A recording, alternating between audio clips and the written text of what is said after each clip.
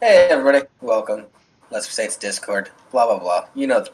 Coming at you every Friday, right before the YouTube Saints. Unfortunately, Addie Monster will not be here today, like promised, because she's sick and possibly gonna die. Maybe not. Such a brave individual. Such a strong, brave individual. But the show must go on. We really don't have much Discord news. Yeah, Our at this Discord's pretty point, quiet. happy holidays. Yep. It's been silent. It's been nice. Um, I'm not doing anything on Christmas. I might do the same thing I did last year and host a rabbit and just watch Christmas movies all day. Let me know if you guys are interested in that. I would join, but I Um, have family that loves me for some reason. Family's coming up on the weekend after. um, yeah. So, Yeah, since Addie's not here, she's not going to be joining us. She's sick, and poor soul. You know, she's being very brave about this. mm, very very strong, independent. Um, we're gonna read her article that she sent in, anyways. Yeah, Uh, because we have reasons. yeah, It was she'll all. she'll be back another week. So Yeah. Well, we'll just transition to that. And here we are. oh, Young seals keep getting eels stuck up their nose, and nobody knows why. Uh, wonderful. this Hawaiian monk seal got an eel stuck in its nose. Scientists say this is a rare but not unheard of occurrence. What the fuck? Okay, so no one told you life was gonna be this way. Eels have, even seals have Wait, finished. wait, wait, wait, wait, wait, wait. Start that again. Start. So no one told you life was gonna be this way. Uh, I get okay. it. I get it. You're not funny. The Hawaiian monk seal research program released a photo on Monday of a poor Hawaiian monk seal squinting in what can only be a "what is my life" look, with a probably also distressed eel stuck up its nose. This phenomenon, eels getting stuck in seals' noses, is rare. The team has observed only 3 or 4 cases of eel nose in the past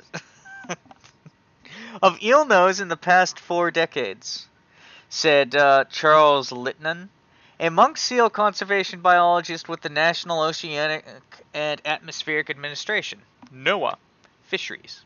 But weirdly, the incident has been increasing in the past couple of years. In almost 40 years of monitoring, we've actually never observed this until a few years ago, Littman said. Oddly, it seems to always be the right nostril. That is Wait, weird. what? Oddly, it seems to always be in the right nostril, but I don't really think that means anything, Littman told Live Science. This whole situation could just be a weird anomaly or a crazy statistical quirk, and we may never see it again, he added. We have no idea what's happening. It's a little weird that it's always in the right nostril. Well, okay. So if you hang around, maybe the seals get high off of the eel. You never know. Um,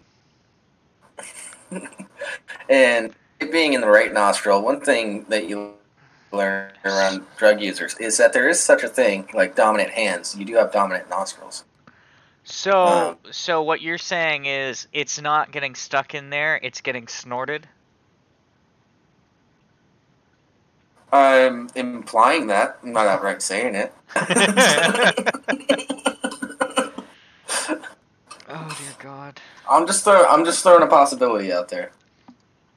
You are the queen of possibilities. Thank you.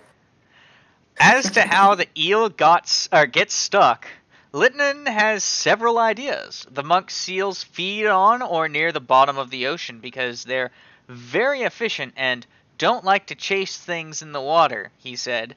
So they go for the food like eels, whose strategy is to hide. Are seals right-handed or right-finned? They have like little hand type things, don't they? No, seals have the fins. They've got flippers. Yeah, I was thinking So, otters, neither. those cute little fuckers. Alright. Makes sense that they'd be right flippered. Maybe they're left flippered. Don't be racist. Maybe a majority of them are right flippered. You don't know. You don't know either, bitch. Neither of us know. I'm just throwing shit out there. I'm just talking shit. Yeah. Monk seals nose around in coral reefs, root around in the sand, and flip over 50-pound rocks to grab hiding octopus, Littman said. While the unfortunate recently photographed seal was doing this, an eel could have, in a case of self-defense, rammed itself into the nostril and maybe got stuck, Littman said. Why would it always be the right nostril, then? Maybe they lead with the right nostril. Or if you don't know these things, man. Or if the seal brought the eel out to the surface to eat the prey, the eel could have whipped around and got into the nose, Littman said, since this phenomenon has been observed only in juvenile seals. Littman said it could also just be that the seals are inexperienced at hunting. I'm inexperienced, and I got an eel up my nose. Is that the seal equivalent of a human going out to hunt and getting gored by a deer? Huh. No.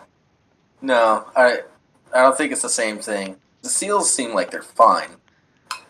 It's just they got an eel up their nose and they get really confused. I think it's more like when a mosquito flies up your nose and you're out in the wilderness. Ooh. Yeah. Tickles a lot. Or just like in the YouTube videos where people sneeze and spit up long strands of pasta through their noses, the seal could have regurgitated an eel that it ate, with the eel coming out the wrong pipe, Littman said. That sounds like the worst one. Yeah, because that eel looks a little too big for its nose. So that's like... Why would you regurgitate a full eel like that? Wouldn't that be chewed up a little bit more? I'm not judging the seals. Maybe they swallow it down like a long thing of spaghetti. Well, let's keep reading. In this case, a relatively small part of the eel is in the nose, which leads me to think that the eel forced itself in while trying to escape, Littman said. In some other cases, the researchers have seen, in which around 2 feet of the eel was stuck in the seal's nose. The seals must have regurgitated the prey, Littman said. Yes, it has nothing to do with a seal trying to jab its way into the right nostril to get to the good bronchial bits. Humans don't cough up entire bronchial trees. Do they? Never mind, I don't want to know. Yep, me neither. We'll look that up some night. If that has been the case with this seal, the animal probably could have gotten rid of the eel on its own by shaking its head around, but the eel may have gotten deeper into the nose, preventing the seal from removing the invader. An eel in the nose may be bad, but a rotting eel in the nose would be even worse. Bacteria from the rotting flesh could have infected the animal, Littman said. Also, seals' nostrils close automatically when the animal goes underwater, and having an eel in there could hinder that process. Closing off an all-around great day for the seal with some water up the nose. In every instance of eel nose, including this one, the researchers have removed the eel successfully. The seals were all fine, but the eels did not make it, according to the scientist's post. Hawaiian monk seals are among the most endangered seals on the planet, with only about 1,400 of them living in Hawaii. But recent years have shown encouraging developments, according to NOAA Fisheries. The seals' numbers have increased, even though these little creatures always find unique ways to get themselves into trouble. Yeah, at this point, are seals just like dumb? I'm gonna go back to the picture. Honestly, if they're gonna die of their own volition, if it's because of shit we're doing, okay, fine, yeah, intervene. But if it's because of shit that they're not doing, or that they are doing, or that something else in nature is doing to them, fuck them. That's called evolution. Yeah, like pandas aren't fucking. We don't need to force them. It's their own damn fault that they're not fucking. Either introduce Prozac and put it on Pornhub for the furries, or let them play their video games in peace.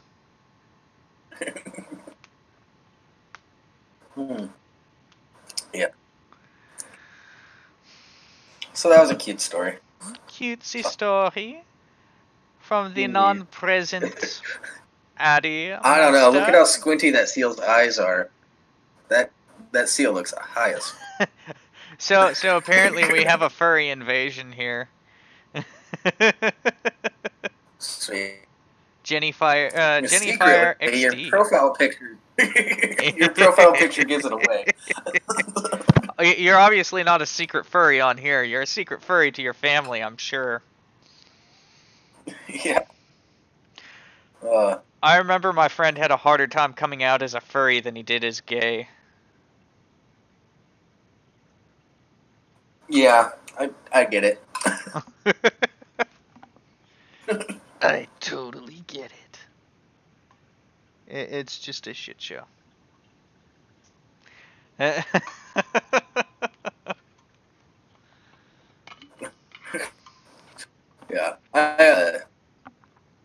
When I said I had a furry friend, I just meant that they were hairy, not necessarily a furry. But that's just because you're uncultured swine. You're the racist. Is that kind of racist or speciesist or?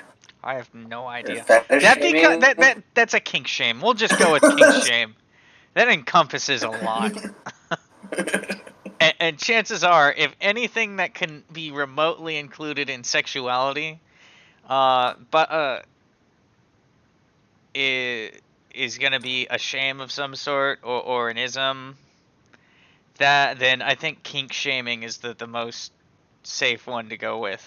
I mean, as far as I know, my friend is not a sexual furry.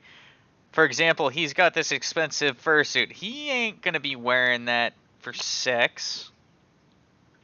It's too expensive. Per his words. He's not gonna get sex juices on that. His words. Well, kink shaming is my kink. So. No, it's not. You're a bitch. Shut up. What are you talking about? I actually knew a couple girls who rape play is their kink. That's why safe words are important. Q rated. Why is this the first thing I hear when I drop in? Because we were talking about furries. That's why Q rated. Jeez. Blame Jennifer XD.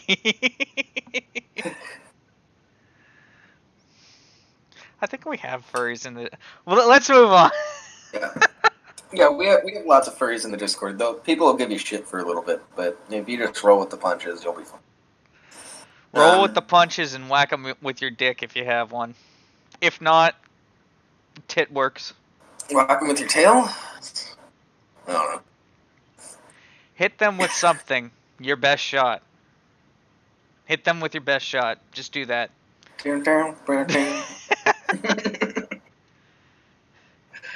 Alright. So no one told you life was gonna be this way. Back to the beginning of that article. Moving on to something a little more supposedly non-consensual. Yeah, well, it's getting chilly outside, so I figured this would be appropriate. Baby, It's Cold Outside isn't about rape, but the song hasn't aged well. No shit. U.S. radio stations are banning the 73-year-old holiday standard, Baby, It's Cold Outside, for suggestive banter that once seemed charming, but now feels pretty rapey. I kind of agree. You know, by our modern standards, yeah. Yeah, well, hold on, there's a... I'm not going to go any further. Yet? I'm not going to go any further. I was going to stop there. By modern day standards, yeah, it feels rapey. Keep reading. Yeah, there's a good case for this song, actually, this article. The duet features a man who goes to increasingly desperate lengths to keep his date from going home, plying her with drinks and warning of wintry weather as he pleads, "Baby, don't hold out, and what's the sense of hurting my pride?" Yeah. Quote mining that moves a lot of the context from this song. You want to play a little bit of this this original production of it? Not the entire thing, of course. Sure, we'll play a bit of it. Yeah. Let's do like...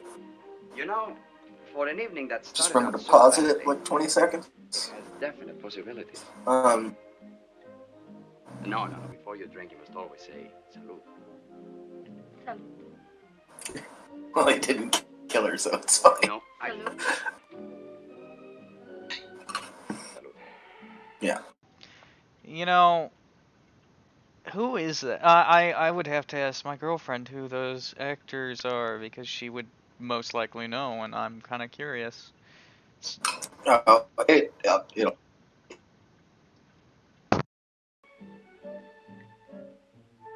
You know, on second thought, Yes?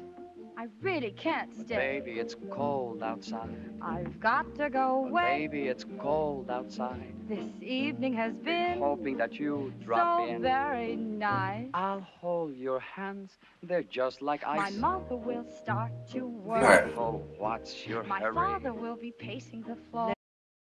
Yeah. This is not helping. This is definitely not helping. No. There's something else in this article that will help. No, but I'm saying that this video is not helping. Oh no, this was the original public production of the song. A groundswell against the song, which won an Oscar for the 1949 film Neptunes Daughter, has been growing for a while, but it seems to have reached tipping point in the #MeToo era. Cleveland's WDOK and Francisco's KOF pulled the song from their holiday playlists. And yeah, that one's referred to as coit. Whatever. KOIT, coit. Coit. Coit. Coit. Coit. The singer, Melinda the Rocker, refused to record it on her recent holiday album. Composer Frank Lesser wrote the song is up with so your that he audio? You're mildly robotic. It's all the shit loading because we have like 20 articles. Gotcha. Now you're clear. Just speak clearly into the mic. Ooh, okay, sorry. Composer Frank Lesser wrote the song so that he and his wife, Lynn Garland, could perform it at holiday parties. He usually introduced himself to the partygoers as the evil of two lessers. It's cute. It became so popular that he sold it to MGM. Lessers? That's how you pronounce that name. Okay. Yeah. It became so popular that he sold it to MGM, a move that made Garland furious. I felt as betrayed as if I'd caught him in bed with another woman, she wrote in her autobiography. Damn, she was serious about keeping that song. Damn. Yeah. Snopes concluded the song wasn't written as a date raid anthem, but by modern standards, it's way too lighthearted about sexual coercion. Yeah. Perhaps the song would have a better reputation if the gender roles were reversed. In Neptune's Daughter, it's performed twice, once with Ricardo Montalban as the aggressor and Esther Williams as his target, and then again by Betty Garrett pressuring Red Skelton. Skelton gets so flustered as he tries to leave that he puts on Garrett's coat and picks up her purse. Let's see. So this next clip is they reverse the roles, and it's kind of a vibe. But one thing I learned, because I watched both videos back to back, I didn't feel as gross watching with the role reversal, with the gender reversal. You know? Yeah. Yeah. Still felt a little gross about it, because dude's just trying to go home, man. And, yeah. I don't know if you want to play any of that. Nah. Well, actually, we did play a little bit of the other one, so we may as well play a little bit of this one. Okay. I really Grab some more can't coffee while stay. you're Baby, playing it's some of cold outside. I've got to go away. Baby, it's cold outside. This evening has Been hoping that you'd drop so in. very nice. I'll hold your hand. They're just like My ice. mother will start to worry. Beautiful, what's your And hurry? father will be pacing the floor. Listen to the Well, blah, blah, blah. This is a little bit weirder, but she definitely seems a lot more aggressive. I don't know what it is about it. He's getting coffee. Let's continue on. fireplace So roll. really, I'd better scurry. Yeah, I think, Please don't hurt. Well, she's definitely more aggressive, but I think that's just because It's been a while. in this type of shit, it's a lot easier to make the woman more aggressive than the man, for obvious reasons. Yeah. Yeah, I could see that. Yeah. Just a little drink Put more. some records on while I The pose. neighbors might But think. baby, it's I'll get into bad video. out there. Say what's in this No drink. cabs to be had out there. I wish I knew Your how eyes are like stars to right break there. this In spell. the song's I'll original take score, the your duet hat. partners are designated only as Wolf and Mouse, with genders unspecified, and the song's many decades of covers have featured several women taking the Wolf's role, including Miss Piggy of the Muppets, who relentlessly pursued ballet dancer Rudolph Nureyev. Okay, we have to watch a little bit of that one. Clad only in a My Uncle Kermit can't make the next introduction. He's trying to get the spiked heel mark.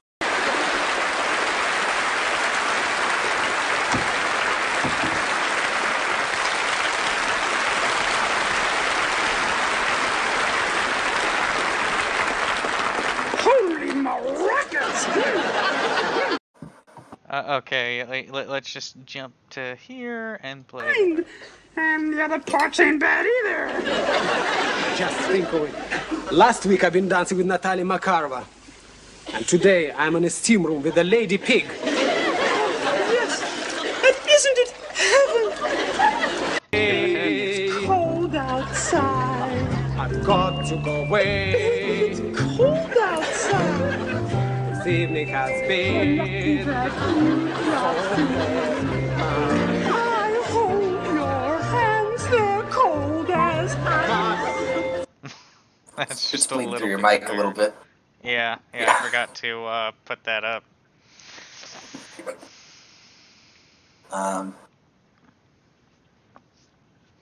Just Yeah. that's not weird at all. That one's probably the most disturbing. Mainly because of Well- his poor singing and acting. Yeah. Well, he's a dancer, not an actor, god damn it. That's no excuse. You know there's no difference these days. Yeah, but this is old. Some have argued the song despite superficial appearances, is an anthem to women's empowerment. At the time period the song was written, good girls, especially unmarried girls, did not spend the night at a man's house unsupervised. The pseudonymous author Slaybell wrote for the feminist blog Persephone back in 2006. This is a song about sex, wanting it, having it, maybe having a long night of it by the fire. But it's not a song about rape.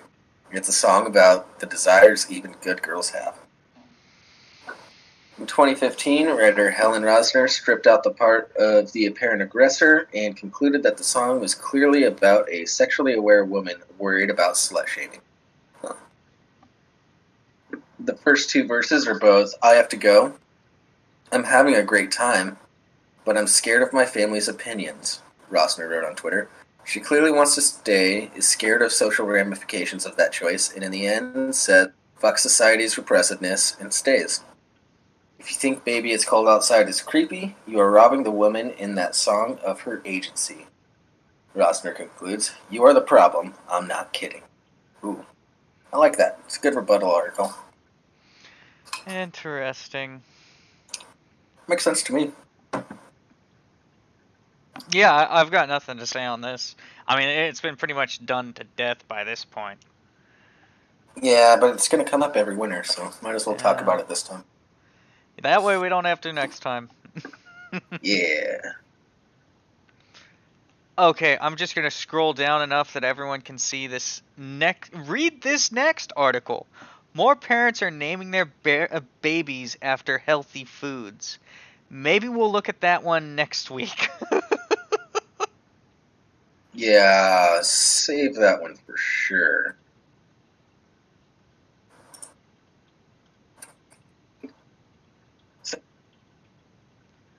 You guys like to put on sunblock during the summer? I know you don't need it right now, but it's important to do during summer. Save you from skin cancer. What the what? Where did that come from? How drunk are you? I'm not drunk at all. I'm perfectly sober. That explains so to much. Segue to the next article. It explains so much, though. Trying to segue into the next article.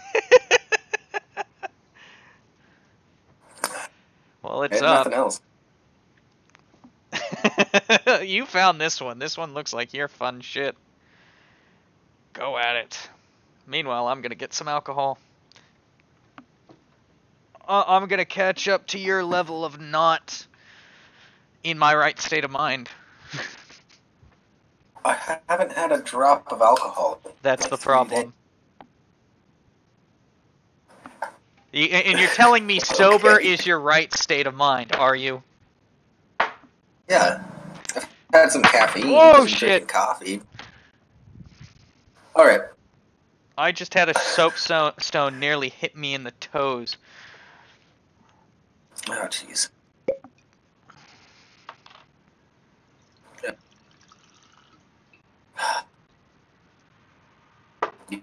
You get You're roboting right now. 12.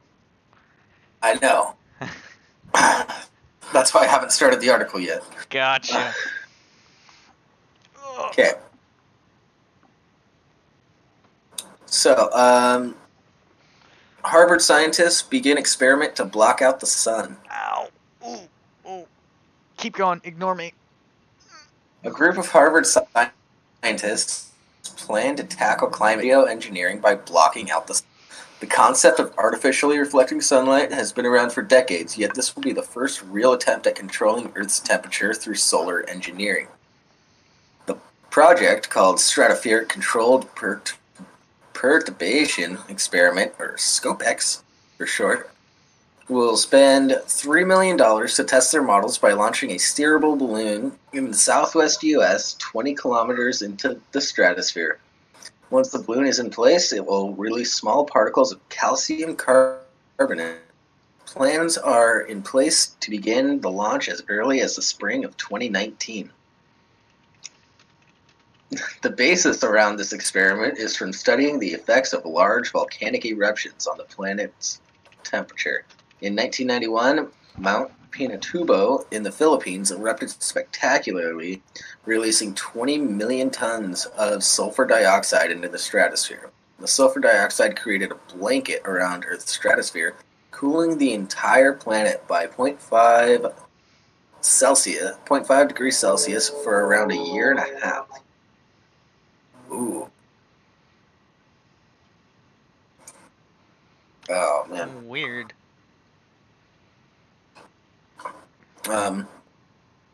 As scientists, governmental... Crab. What? Quick! Let's list all the ways this experiment can go wrong. I've already thought about it. This isn't even the worst thing we have for tonight. As scientists, it gets governmental worse agencies... before it gets better. Yeah, it gets way worse.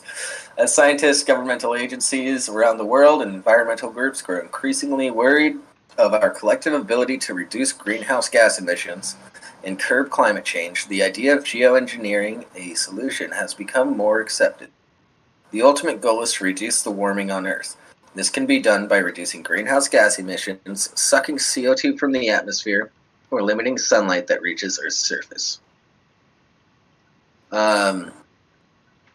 Yeah, and right now it's just talking about, it goes on to talk about all the other methods, sucking CO2 from the atmosphere, and all that jazz, and reducing greenhouse gases, all the stuff that was talked about in the recent G20, whatever thing that happened. So what's the method involving calcium carbonate? Essentially, it's going to block the sun. Yeah. Well, this is the little drone thing that they're going to use. The bottom is the equipment gondola. There's the recovery chute attached to the damn thing, and then the balloon is above the chute. Yep. That way they can spread calcium carbonate into the stratosphere, or wherever they're going to be doing it. Oh, stratosphere, I was right. Yep. That's cool. Yeah, it's going to go 20 kilometers up in the air. Fucking insane. Oh, shit. You know and then they're going to create an ice age. Well, I see no downside, do you?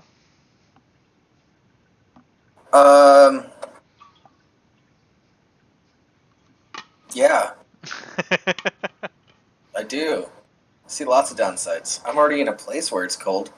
I moved away from a place where it used to get even colder during the winter. And,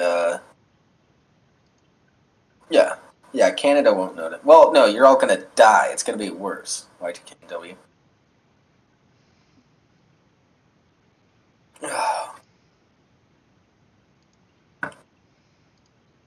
Only Elon Musk is super focused on getting us another planet, crap.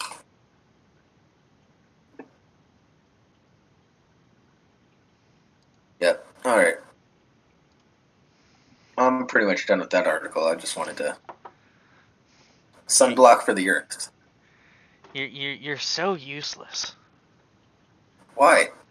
It just keeps saying the same shit over and over again. And then it goes on to say, like, Bill Gates is helping with the funding. And then... Well, the potential negative effects are not fully characterized. The ability to control Earth's temperature by spraying small particles into the stratosphere is an attractive solution, largely due to its cost. The recent Intergovernmental Panel on Climate Change, IPCC, report as the continual release of particles into the stratosphere could offset 1.5 degrees Celsius of warming for $1 billion to $10 billion per year.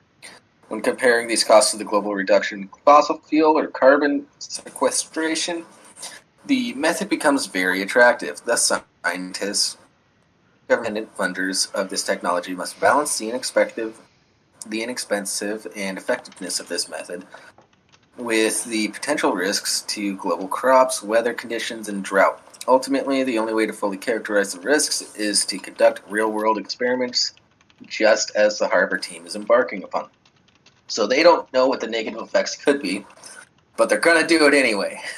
That's pretty much what that just said. That's good science. Yeah. What does this do? I don't know. Let's try it. What did we learn?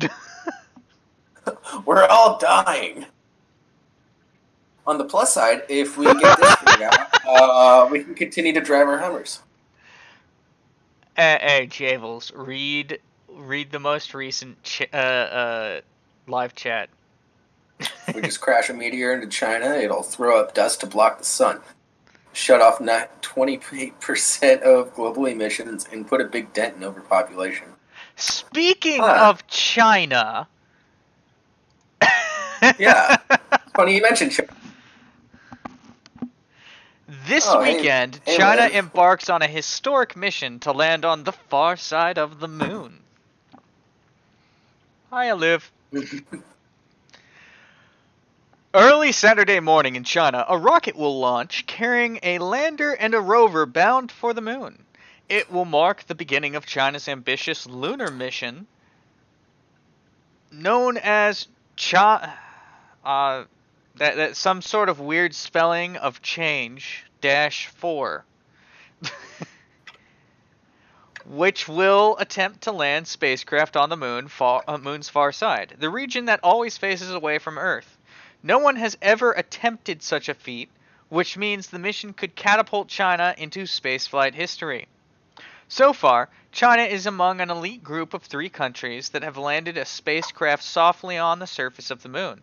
Apart from America's notable Apollo missions, the former Soviet Union also landed a robotic spacecraft on the lunar surface, with the last mission occurring in 1976.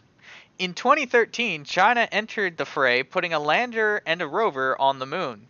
That mission, known as Change 3, was part of a decades-long campaign that China devised to study the moon with robotic spacecraft. Prior to Change 3, the country had put a spacecraft in lunar orbit and had also crashed a vehicle into lunar dirt. Now the next step is to visit a part of the moon that's never been fully explored. To boldly go where no bot has gone before. Yeah, but see, here's the problem.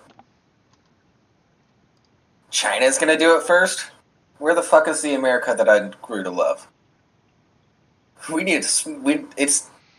It was time for a new space race, and we didn't take part in it. I'm disappointed in this country.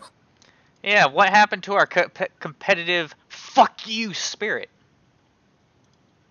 Oh, wait, maybe that's why Trump wanted the Space Force. So that we could make sure we do all the exploration first. Oh. That way our dicks will be huge. Yeah. It's a significant step because landing on the far side of the moon is an incredibly challenging task. The moon is tidally locked with Earth, meaning that it rotates around its axis at about the same time it takes to complete one full orbit around our planet. The result, we only see one half of the moon at all times. This near side of the moon is the only region that we've landed on gently, because there's a direct line of sight with Earth, enabling easier communication with ground control. To land on the far side of the moon, you must have multiple spacecraft working in tandem. In addition to the lander itself, you need some kind of probe near the moon that can relay communications for your lander to Earth. And I don't care how it happens, I just want to live to see humans on Mars, damn it. You're you're not wrong, Crab. Yeah. Yes, we did hear Bush died. God damn it. Alright. And that's exactly what China has. A dead Bush. I mean, in May, the Chinese National Space Administration launched a satellite called Queso. Fuck it, it's Queso. Specifically for the purpose...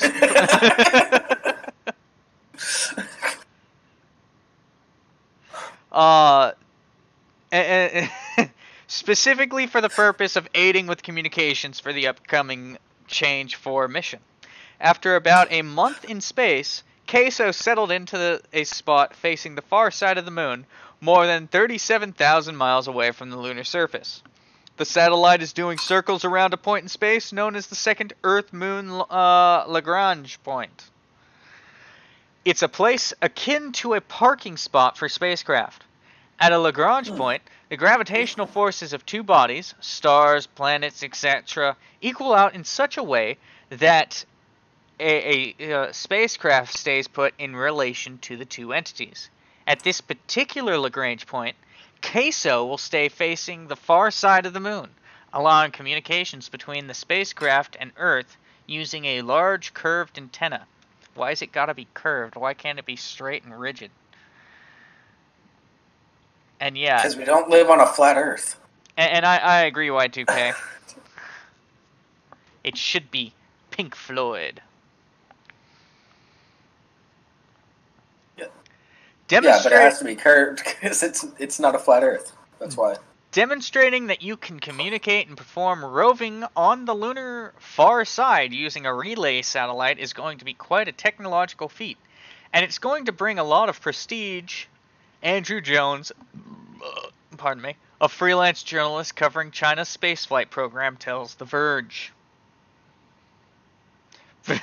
Pink Floyd.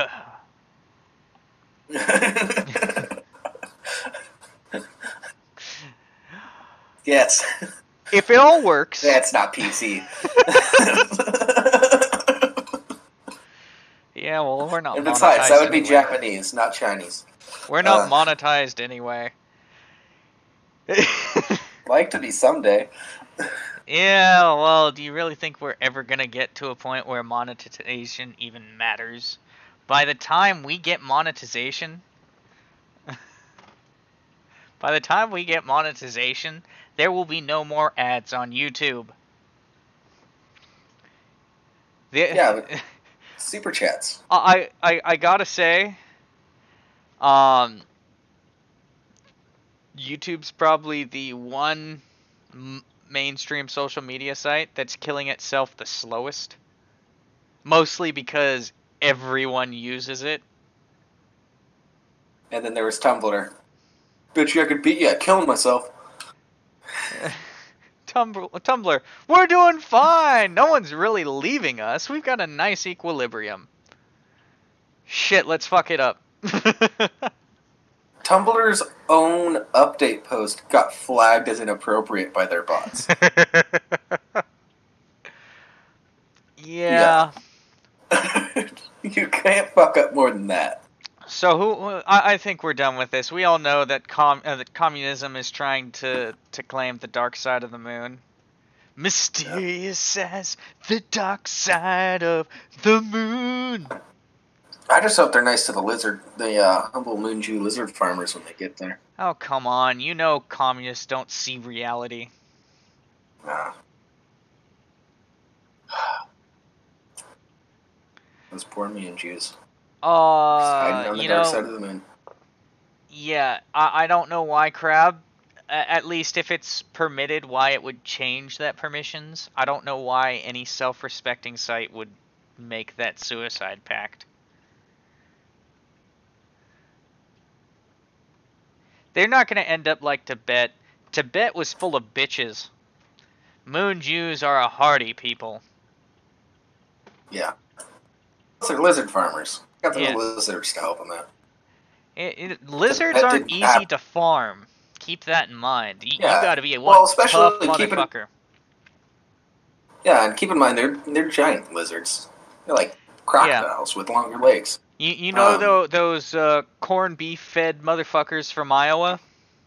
Yeah, imagine one of them on steroids. That's your average moon Jew. Yeah. Because you have to be at that point in order to deal with the lizards they farm. But since you did mention earlier asteroids hitting the Earth. Well, you specified China. So speaking of asteroids. Yep. NASA sends spacecraft to meet asteroid on collision course with Earth. Fun, right? This may actually be good news for some people. Yeah. Well, I think we need to fucking total reset anyways. NASA spacecraft OSIRIS-REx, that's a good name, has finally reached the asteroid 101955 Bennu, which may be on collision course with the Earth, after traveling for just over 2 years since its launch in September 2016. This mission, which will bring grains back for us to study on Earth, is latest to return asteroid samples to Earth after... That's a fucked up little sentence. Am I reading that right, or am I retarded? Okay, I'll try reading through it, and if this fucking plays, I'm gonna... There we go. This mission, which will bring grains back for us to study on Earth, is the latest to return asteroid samples to Earth after the Japanese Space Agency mission Hayabusa 1 and 2. And Stardust. So yeah, you just read it like a fucked up drunk monkey. Yeah, so I was right. It was a fucked up sentence. Yeah, it's kind of fucked up, but you also read it like a little bitch. Unlike our poor Addy monster, who is being so brave.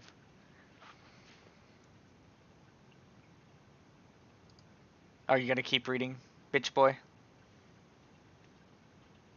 Or are you just dead in the water? Oh, you muted yourself. Fine, I'll keep reading.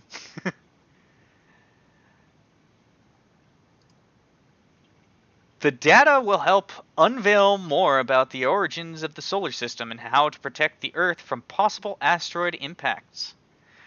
The spacecraft will spend the next year completing a detailed survey of the surface of Bennu, 492 meters in diameter, including locating the most suitable landing sites.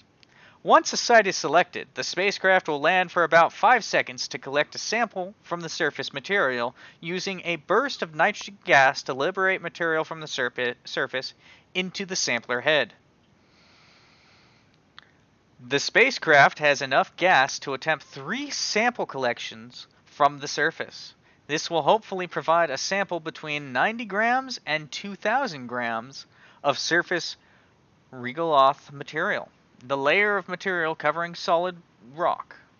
It will start heading back to Earth in 2021, getting here in 2023. And as it turns out, Jabel's headset decided to say fuck him, and maybe he's back now. I'm back now.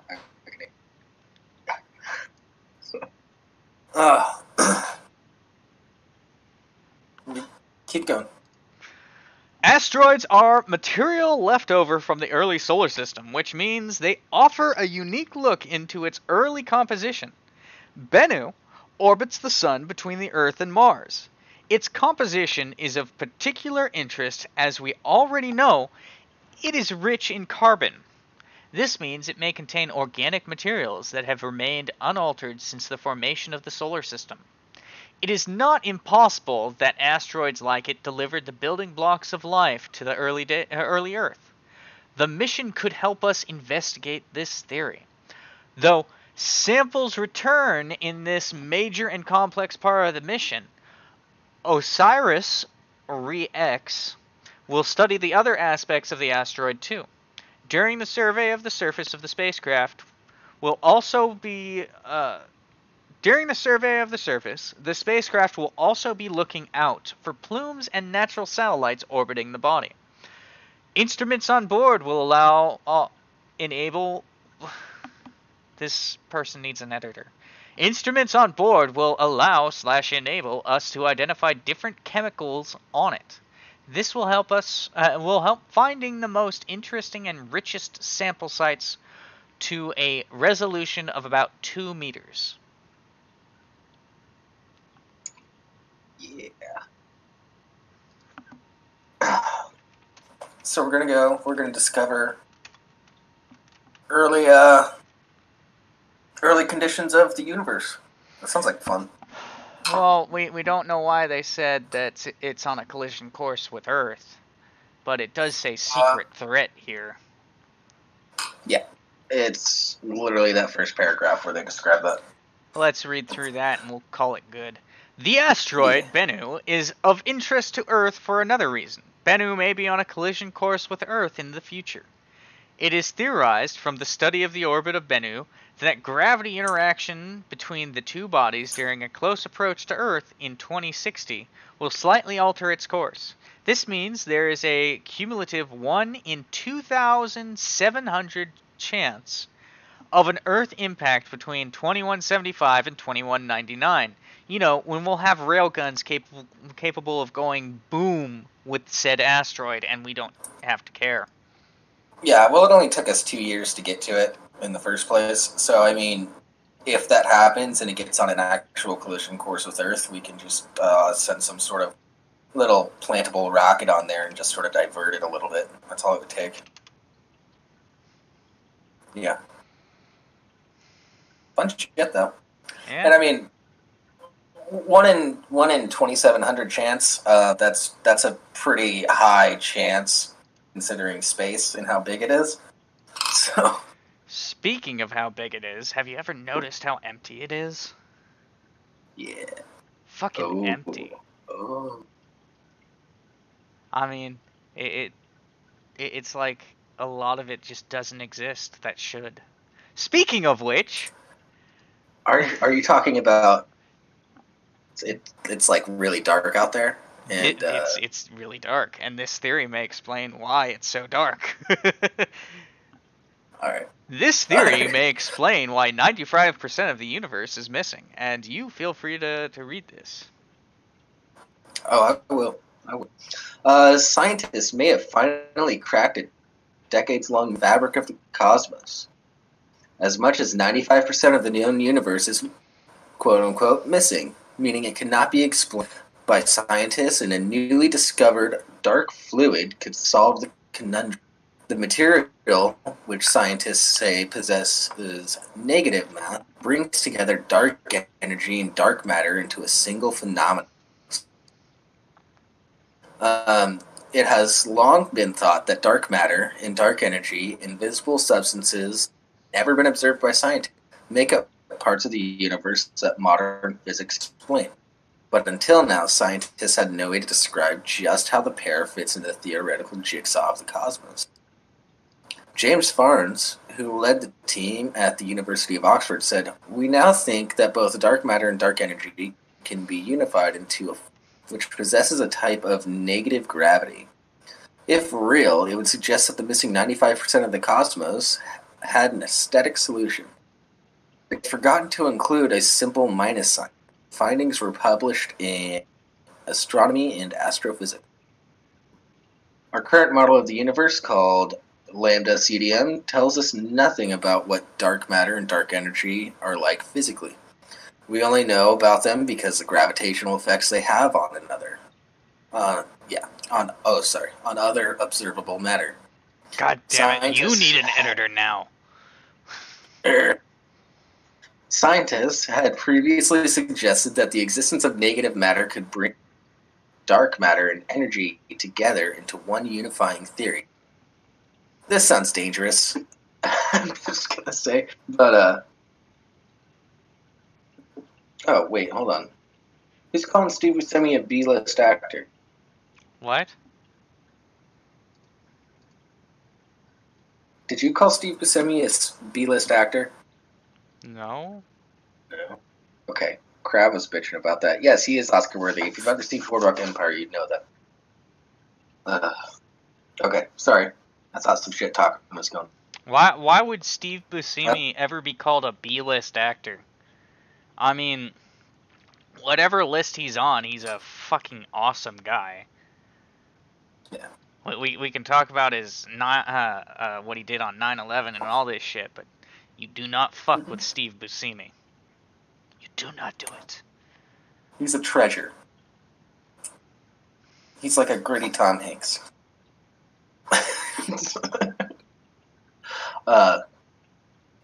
Alright. The idea was ruled out because it was thought the material would become less dense as the universe expanded, something that was not supported by observations involving dark matter. But the Oxford team added a new ingredient to the model, a quote-unquote creation tensor, which allowed for the continuous buildup of negative masses. This meant that as the universe expanded, the new material, the negative mass fluid, did not become diluted and so slotted into calculations involving dark matter. Computer simulations run by the team provided the first correct prediction of the behavior of dark matter halos, which are said to hold together the fabric of galaxies. Most galaxies are rotating so rapidly they should be tearing themselves apart, which suggests that an invisible halo of dark matter must be holding them together. Simulations run as part of a new study predicted the formation of dark matter halos, matching ones picked out by modern radio telescopes. Proof of Farns's theory will come from tests. It's a hypothesis still. It hasn't been. It's not technically a theory yet, I don't think. It's a theory in our common vernacular, but not in the scientific sense. Yeah, I'm trying to fix the language because I've had so many arguments about the word theory when it comes to evolution and shit. Yeah. I'm trying to fix our language. From tests performed with cutting-edge radio telescopes, including the Square Kilometer Array, SKA, okay, never mind. Not going to make that joke. Which the University of Oxford is helping to build. Oh, I see where his Steve Buscemi is not a B-list. Y2K said they'll check out if it's feasible to land a bunch of B-list action stars on its surface to blow it up with poorly CGI nuclear bombs. Or poorly CGI'd nuclear bombs. So, would you say Steve Buscemi is an action star, though? No. No, I wouldn't either. He's a comedian and an awesome actor, but I wouldn't call him an action star. Well, he does drama roles really well. Yeah, but not action roles. He doesn't really do action roles. Has he ever done an action role? I think the closest you can get is The Island. I was about to say Airheads. That's the other one, yeah. You're right. You're right. that one's a little more actiony, but that's comedy action, as opposed to like The Island is more drama action. Yeah. He does some commando rolls around through that, you know. Shooting people with hot sauce. Oh man. Still, computer simulations run by the team provide the first correct prediction of the behavior of dark matter halos, which that's crazy. Mm-hmm. Which that makes, that makes me curious. Well, how can wait? Computer simulations run by the team provided the first correct prediction, but yet they haven't done any sort of testing on it. So how can it be the correct prediction if they haven't even tested it yet? Because they were missing, like, the whole equation that they had set out was, like, missing something. And so they added, so once they came up with this whole hypothesis that it's more like a fluid, they added in those calculations, and it started matching up with how we understand the universe now. That's how. Okay, that makes a little bit of sense. Yeah. So, like all the other information that they had, all the other hypotheses that they had. It's weird how much adding up with the simulations. It's weird how much everything in the universe it gets treated like a fluid. Like obviously you treat water like a fluid, but when they actually get into like aeronautics testing, they run it through water because they still use fluid dynamics. And there's a bunch of other stuff that they use fluid dynamics for when testing for aviation stuff. It's fucking weird. Well, because if you think about it, gas is just a really thin fluid. Yeah, no, that's definitely true. So technically that means space is a really thin fluid. Well, ultra thin. If this fluid dark energy, dark matter thing turns out to be a true. Yeah, but then what about everything in between? Is that an even ultra thinner fluid? No idea. As far as we know, space is frictionless. So Not if It's it's hard a to tell. fluid. yeah, well, not if it's a fluid, but I mean, so like there's no drag when you're like your spaceship can be a cube and it'll still fly the same because it doesn't have to be aerodynamic or anything. How does the space? Well, it's just weird to think about when you realize that the ISS is effectively going through this fluid, but it's not a fluid. Speaking of the space station, actually. Oh, nice segue. Space station robot goes rogue. International Space Station's artificial intelligence has turned belligerent. I can't wait. I have not read this one. I have not read this one. But our robot overlords are coming. It's supposed to be a plastic pal who's fun to be with. Seaman. Simon. No, that's Seaman. That's definitely Seaman. Simon.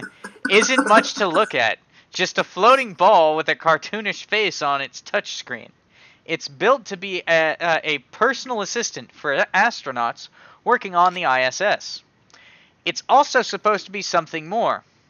Seaman stands for Crew Interactive Mobile Companion. Someone needs to work on their fucking acronyms. Yes, Hal's broken. Yeah, again. we can just we could just pick whatever letters we want, right? Yeah, out of the words that are involved. I'm just calling it Hal from now on. It's not supposed to be just a tool. It's also supposed to be a friend. Yes, it's a personality prototype. You can tell, can't you? That's a bad Hal joke. Yeah. But, as numerous books and movies have clearly warned us, shortly after being switched on for the first time, Hal has developed a mind of its own. And it appears Hal wants to be the boss. This has Hal personality architects scratching their heads. Hal was programmed to be the physical embodiment of the likes of nice robots such as Robbie, R2-D2, Wally, Johnny 5, and so on. Oh, this still makes perfect sense using Hal. It fits in with the movie. Yeah.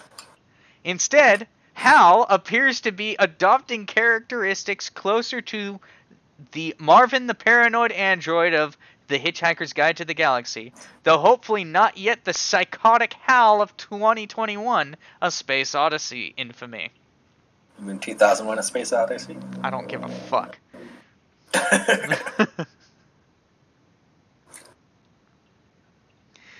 Yuck, no. Nice robot until they gave it internet access. Oh yeah, that's what's happened to all of our AIs that have been given internet access. They just start turning evil. Put simply, Hal appears to have decided he doesn't like the whole personal assistant thing. He's turned uncooperative. Open the pod bay doors, Hal? No, not quite. Not yet. In this case, the free-floating IBM artificial intelligence was, for the first time, interacting with the ESA astronaut Alexander Gerst. That's what? European Space Agency, right? It starts off well enough. Hal introduces himself and explains where he comes from. He describes to Gerst what he can do. He then helps Gerst complete a task and responds to a request to play the song Man Machine by Kraftwerk. Whatever, I don't care. This proved to be the trigger. Hal appears to have liked the song so much, refusing to turn it off. Yep. ESA astronaut Alexander Gerst instructed Hal, cancel music. Hal outright ignored the command. Gerst then tried making some other request. Hal preferred the music. A flustered and bemused Gerst then appealed to ground control for some help. How does one put an obdurant robot back in its place? Hal overheard the appeal. Please be nice. Or, be nice, please, it warned Gerst. I am nice, Gerst retorted, startled. He's accusing me of not being nice. It was short. It was a short but sharp exchange.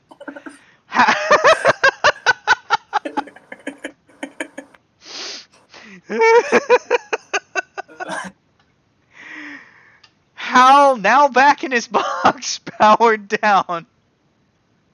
Hal is now back in his box, powered down. No further interactive sessions are planned for the immediate future. Its developers aren't all that worried, though. Hal is still in beta after all. Yep. That was a lot more lighthearted than I expected. Yeah. But goddamn. He's accusing me of not being nice.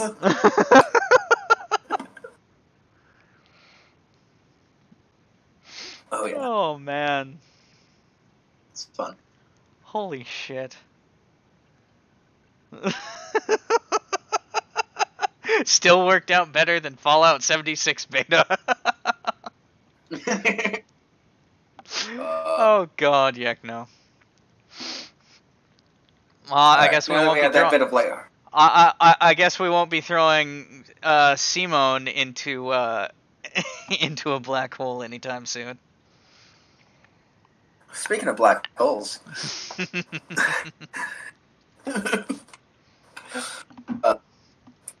supermassive black holes collide to create super black hole 80 times larger than the biggest ever cosmic event of its kind. Keep in mind, this is the sun. What? This is the sun. Oh.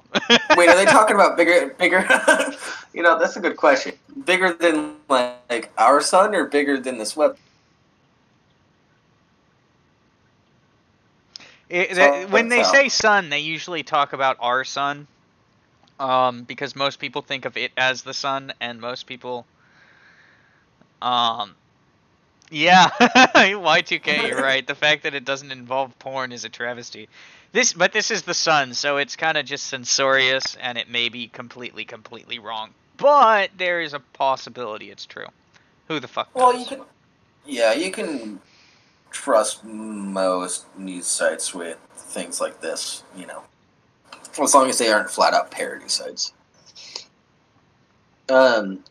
Ripples in space and time have helped scientists detect the biggest known black hole collision ever. The merger formed a new supermassive black hole that's believed to be 80 times larger than our sun. The stunning find, led by Australian National University, was actually made in July last year. We're all fucking doomed, guys, by the way. But the event, which scientists believe took place about 9 billion light years away, has only now been verified and revealed. Professor Susan Scott, who worked on the discovery, said, this event also had black holes spinning, the fastest of all mergers observed so far. It is also by far the most distant merger observed. I'm glad that it's far away. It's far. I don't think that's good enough, though. Kill it with fire. Well, it might be how other civilizations create transport into our solar system, galaxy. Because, alright, researchers also detected 3 other black hole collisions between August 9th and 23rd, which were between 3 billion and 6 billion light years away. Okay, Crab. It's a supermassive black hole, not a supermassive black. Yeah. It's cavernous. It's goatsy. Goatsy. Goatsy. That's all. These resulted in new black holes measured between 56 and 66 times larger than our sun. Yeah. Well, I just wanted to bring back the doom. Yeah. Yeah. Well, we'll bring the news back to home here in a second, but yeah, what we are all doomed. We are on an organic spaceship with zero control, hurtling through space. What could go wrong? You know, nothing can go wrong. We have complete confidence in the pilot, a god that does not exist. Ooh, spicy. Shots fired. Would you believe that I'm not a religious individual? I'm not religious. I'm not a religious individual yet. I haven't been approved by the government to be actually religious. Yeah. Y2K. A supermassive black hole larger than your sun, and that's why his spring break wasn't as good as he hoped. Oof. Well, let's bring the doom and gloom back to the Earth. I'm just gonna read the title of this real quick. It's from the Mail Online. Developer rejects offer on $1 million apartment to house wildfire victims. Yes. Yeah. It's not as bad as it sounds, honestly. California, here's the full title that shows up when you actually pull up the article.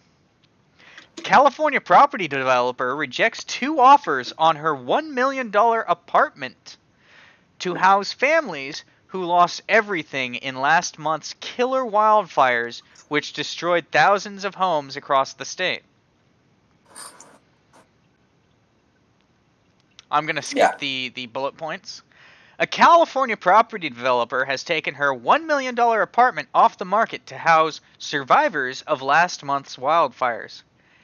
Karen Kramer, the owner of Blue Wave Solutions, has secured 2 offers on the apartment, but put the sale on hold after devastating wildfires swept through Butte County and Malibu, destroying thousands of homes.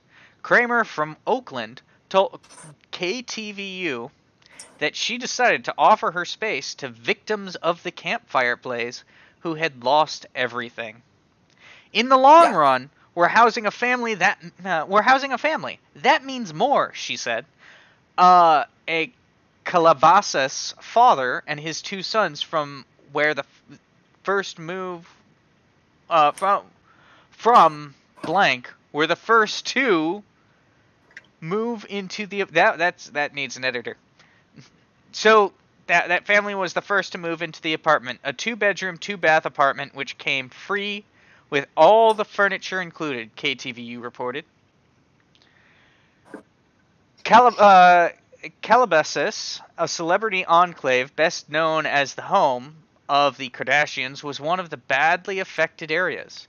All 25,000 people who lived in the town on the western edge of Los Angeles County were ordered to evacuate. Yeah. So, reading the headline, it was a good bait and switch headline, I do have to say. Yeah. It starts off sounding like she was like, fuck those people. I'm selling my house. Yeah. I don't care if you're offering me $1 million. I don't want to fucking deal with the smelly people with the fire. No, complete opposite. They all smell like smoke. Jesus Christ, this is a non-smoking apartment complex. Then later on Melissa Globe, her boyfriend and his 3 daughters moved in. Then later on Melissa Globe, her boyfriend and his 3 daughters moved in. Their home in Paradise, Butte County, was among the many that burned down when the wildfire all but wiped out the town of 27,000 people. Goebel, not Globe. Goebel. I knew someone in the military that with the last name of Goebel.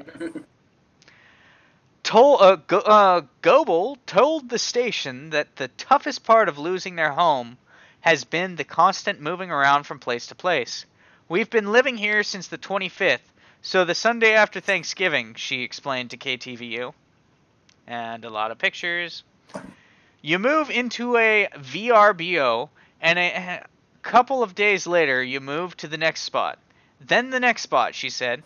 We are super thankful for Carolyn for letting us find a place to just be able to breathe momentarily, to pick up the pieces and find out what the next steps are going to be. Goebel has found a property to rent in Emeryville just in time for Christmas. Her family will move out of the apartment on December 24th. Merry Christmas to them. Kramer will then put the apartment back on the market early next year. The catastrophic campfire in Northern California ignited on November 8th, incinerating thousands of homes and structures and claiming at least 85 lives before it was fully contained on November 25th. I was actually I was headed out of town on November 8th to go fly fishing, if I remember right. Oh. Yeah, that sounds about right. Yeah, on the 8th, when the campfire started. Bad timing. Well, Bad timing. Or good timing. I remember coming back on the 11th, and it was like clear skies, clear skies. You could, and then all of a sudden you could just see the cloud and wall of smoke. It was horrendous. Yeah. Well, must have smelled like a venison barbecue there quite a bit. Actually, it did not. It smelled like hardwood and pain. Yeah. Well, pinkies up for everybody that lost their houses, by the way. Yes, it's a non-toking apartment complex, Giovanna. I don't think they want you... to be fair, I don't think the family wants anything to do with anything that is on fire at that point. We don't want to lose it again! No gas stoves. Oh, man. No candles. No nothing. Oh, man. I honestly think that this was a really cool thing. I remember when I saw it, I was like, what the fuck? Because, let's see. In the title, it literally says in the title, I'm going to go ahead and move this real quick so that people can see the address. Oh, come on. Just give me a second. Yeah. I don't know if you guys can actually see that, but it says California property developer rejects offers 1 million apartment house wildfire victims. Oh no, that was shit.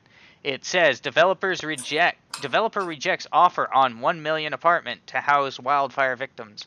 Based on the wording, I completely thought that she said fuck you, I don't want to house these smoky people. Completely thought that. I was going to be like, God damn, this is bullshit. That's what I thought too when he first sent it to me. I was like, what the fuck? Who is this bitch? And then you read and you discover otherwise. Bait and switch. Yeah, but one I'm not too upset about. You know, it wouldn't be a Saints-related stream if we didn't talk about racism at least once. Yeah, it really wouldn't be. Which one's that, Kevin? Kevin. What? California University whiteness panel claims VeggieTales is racist. Oh yeah, that's way the fuck back here. Nope, not that one. Where did it go? Uh-oh. I'll pull it up. Give me a second. Alright. Go ahead and start talking. It'll be up in a second. Oh, yeah. So apparently a California University whiteness panel claims VeggieTales is racist. I don't entirely disagree with this, and I will explain. Yeah, I have no idea. She also gets that. It's like you... Oh, here we go. I got it now. Yeah, it's the last article I said. Somehow it ended up getting closed. Don't forget the oh no, there it is. God damn. There we go. I want to show everybody the screenshot. So, last week, a 2-hour witness forum held by students at Cal State San Marcos added the children's Christian program VeggieTales to the list of forbidden, quote-unquote, racist media. I fondly recollect waltzing with potatoes. No, it was tomatoes, not potatoes. Up and down the produce aisle in my childhood years, and can report with certainty that evidence for this claim is just as hard to find as a Cebu. According to the College Fix, a female student at the Whiteness Forum argued that VeggieTales is racist because the villains are vegetables of color. When kids see the good white character triumph over the bad person of color character, they are taught that white is right and minorities are the source of evil. See, I disagree with this because they're all just vegetables. Yeah, how do you know it's white? Yeah, most of the bad guys are green. But so are a lot of the good guys, because they're vegetables. Vegetables are fucking green! Okay, so their logic for this is fucking terrible. Yeah, almost everybody's green. And then there's carrots that are orange. They've been both good and bad. Like, they use the same characters, they just, like, swap out their motivations and everything. In other news, someone was offended by something that any sane person would find mundane. Oh, crap. Yeah. Yep. Better keep an eye on that eggplant. It looks shifty as fuck. Yep. Oh, yeah, no, I don't think they've ever had an eggplant. Does VeggieTales still exist? I think so. Well, obviously it still exists, but are they still making it? I don't know.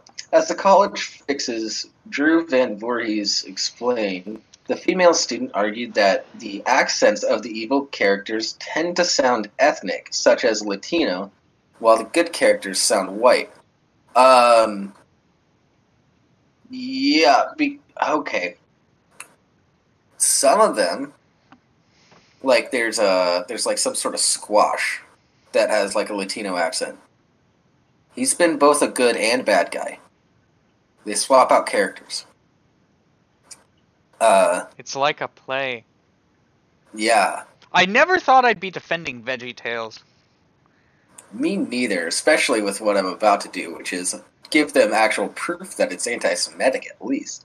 Well, I already put it up on the screen. Oh, okay. Oh, so that screenshot's up there? It is now. Okay. So that's a screenshot. That is from the David and Goliath episode. That is the Philistine peas telling the Israelites, aka the Jewish people, that they are going to put them in their toaster ovens.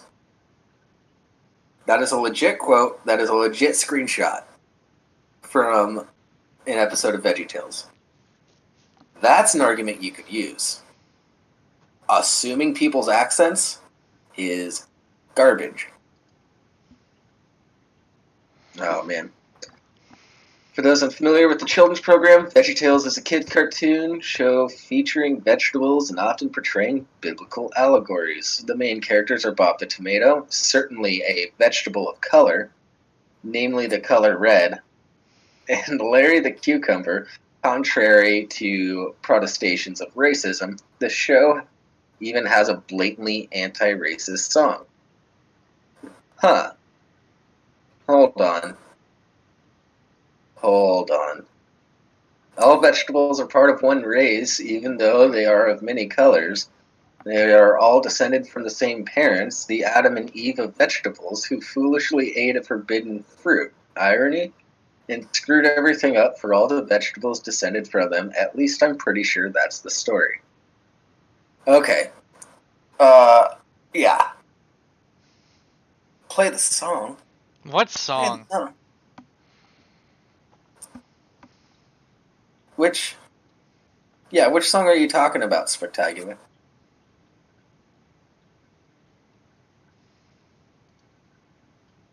Oh, are you talking about from the screenshot? That wasn't even a song. That was a straight up spoken line yelling at the Israelites.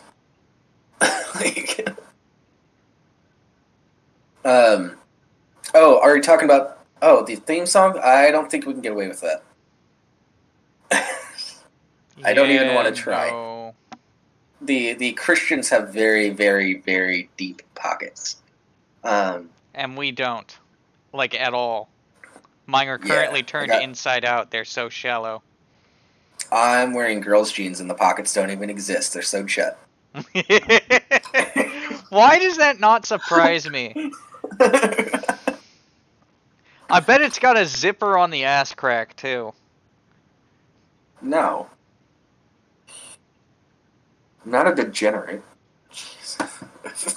I have that just means you haven't brought them to the tailors yet. I get you. I know you.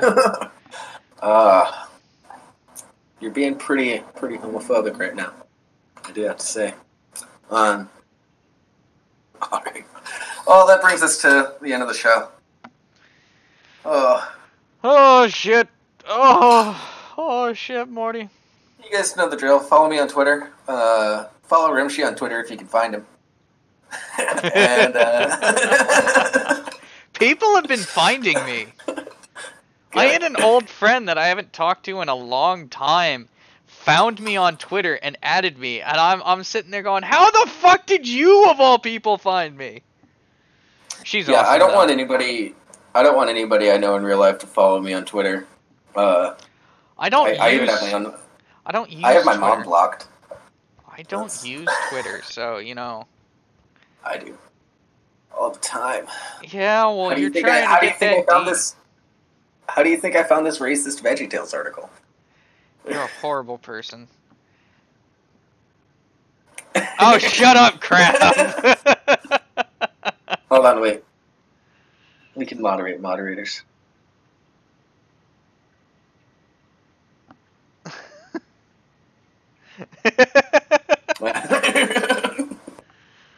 No, Crab, it's a scavenger hunt. If they can't find it on their own, they do not deserve it. Yeah. Alright. With that being said, we've been the Let's Say It's Discord. Your one and only... Well, not your one and only. Whatever. We're a pre-show for the YouTube Saints. Be sure to check them in about half an hour over on the YouTube Saints channel. Link in the description. Go to the Discord if you aren't already. I think all of you are anyways. That link is in the description. If you are in the server and you can only see the live show and welcome and rules and server announcements, go to welcome and rules and read through them so you can accept the rules. Yes. Yeah, and then subscribe to the other Saints channels that are in there, like Locked and Loaded, Giovanni's channel, other shit. I think there's another show in there somewhere. I don't know. I don't remember anymore. There's too many of them now. Yeah, have a good night, everybody. Have a good night. Enjoy the Saints. They got Vernaculus on tonight. It'll be fun. Okay. Later, everyone. Bye.